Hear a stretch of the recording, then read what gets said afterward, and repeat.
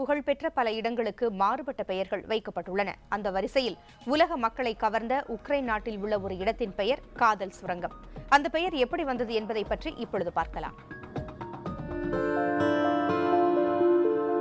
காதல் வயப்பட்டவர்களுக்கே கண்டுபிடிக்கப்பட்ட ஒரு இடம் இது காதல் சுரங்கம். இன்று பல காதலர்களின் புகைப்படங்களின் பின்புலமாக இந்த இடம் இருக்கிறது.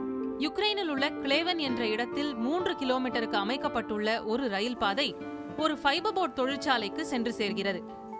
3 முறை விறகுகளை ஏற்றிக்கொண்டு ரயில் இந்த கண்குளிர் தடத்தில் அமைதியாய் பயணிக்கிறது. அந்த வழியில் இருந்த மரங்களை வெட்டி சாய்க்காமல் ஒரு சுரங்கம் போல் மாற்றி அமைத்துக் கொள்ளப்பட்டது.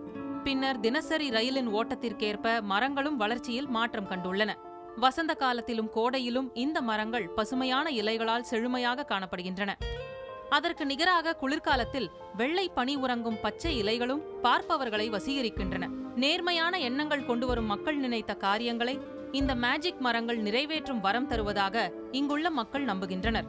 ஒரு சாதாரண காட்டுப்பகுதியாக இருந்த இந்த இடம் இப்படி ரசனையோடு மாற்றப்பட்டதனால் பலர் இந்த கனவு காட்சி பாதைக்கு ஈர்க்கப்படுவதாக தெரிகிறது. இதனை பலர் ஃபெய்ரி டெய்ல் ட்ராக் என்று அழைக்கின்றனர். கிளேவன் நகரத்திலிருந்து 7 கிலோமீட்டர் தூரத்தில் அமைந்துள்ள இந்த இடம் குறித்து அதிக தகவல்கள் இல்லை என்ற போதும் வர்த்தகத்திற்கு உருவாக்கப்பட்ட ரயில் தடம் இன்று யுக்ரைன் வரும் சுற்றுலா பயணிகளின் விருப்பமான இடங்களில் ஒன்றாக மாறிவிட்டது. வாழ்க்கையில் தவறாமல் பார்க்க வேண்டிய ஒரு இடம் இது என்பதே இங்கு வருபவர்கள் கூறும் ஒரே கருத்து.